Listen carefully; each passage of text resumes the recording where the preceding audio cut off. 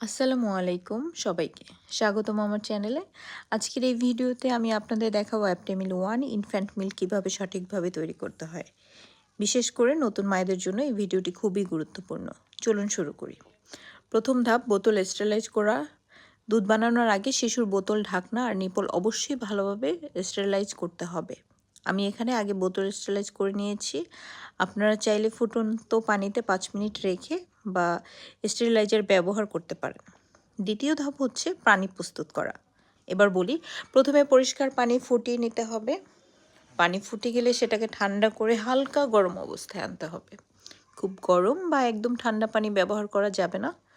তৃতীয় ধাপ হচ্ছে পানির পরিমাণ। এখন বোতলের প্রয়োজন অনুযায়ী পানি ঢালতে হবে। অ্যাপটেমিল 1-এর প্যাকেটে যে পরিমাণ বলা আছে ঠিক সেই অনুযায়ী পানি ব্যবহার করবেন।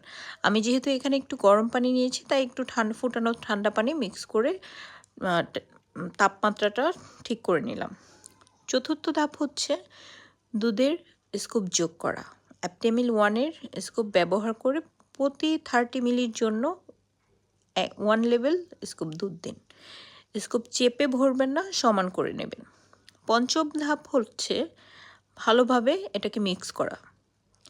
সব দুধ দেওয়ার পরে বোতলের ঢাকনা লাগিয়ে দুধটি ভালোভাবে নেড়ে নিন, যাতে কোনো দলা না থাকে এবং দুধ সম্পূর্ণ গলে যায়। শেষ ধাপ হচ্ছে তাপমাত্রা পরীক্ষা। হ্যাঁ, আরেকটা কথা একটু বলে নিই। আপনার হচ্ছে অনেকে যেটা করে, অনেক জোরে জোরে ঝাঁকি দেয়। ঝাঁকি দেওয়া যাবে না। অনেক সময় দেখা যায় অ্যাপটেমিল দুধ অনেক জোরে জোরে ঢাকলে মানে ঝাঁকা দিলে অনেক বাবলস তৈরি হয়। এই বাবলসগুলো শিশুর পেটে গ্যাসের সমস্যা করতে পারে। তাই আমি এখানে দুধটা জোরে ঝাঁকাচ্ছি না, বরং আস্তে আস্তে নাড়িয়ে আস্তে আস্তে নেড়ে দুধটা ভালোভাবে মিক্স করে নিচ্ছি। এতে দুধ সুন্দরভাবে গলে যায় আর অতিরিক্ত বাবলস তৈরি হয় না, যা শিশুর জন্য বেশি আরামদায়ক। আপনারা চাইলে এই পদ্ধতিটা অনুসরণ করতে পারেন।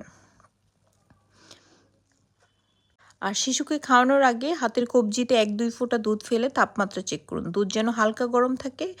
খুব বেশি গরম হলে শিশুর ক্ষতি হতে পারে। এইভাবে খুব সহজে এবং নিরাপদভাবে অ্যাপটেমিল 1 ইনফ্যান্ট মিল্ক তৈরি করা যায়। ভিডিওটি যদি আপনাদের উপকারে আসে তাহলে অবশ্যই লাইক দিন, চ্যানেলটি সাবস্ক্রাইব করুন আর নতুন মায়েদের কাজে লাগবে মনে হলে শেয়ার করুন। ধন্যবাদ সবাইকে। আল্লাহ হাফেজ।